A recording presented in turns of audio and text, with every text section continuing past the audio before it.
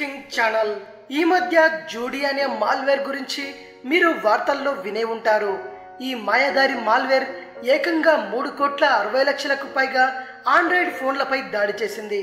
ఈ మాల్వేర్ ని చాలా తెలివైన హ్యాకర్లు ప్రవేశపెట్టారు. అత్యంత చాకచక్యంగా కోట్ల ఫోన్ల నుంచి పర్సనల్ డేటాని లాగేశారు.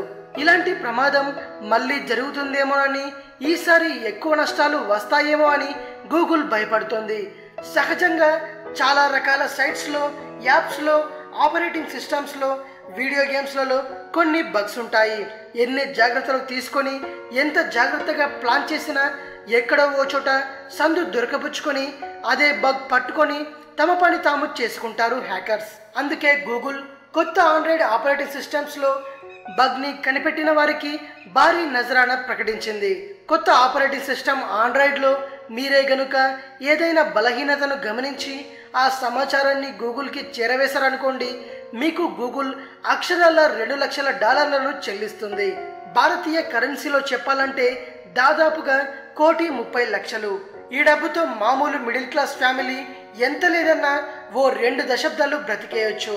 ఈ వైరస్ అటాక్స్ ని నిరోధించేందుకు గూగుల్ చాలానే ప్రయత్నిస్తోంది, కానీ బగ్స్ వల్ల దొరికిపోతుంది.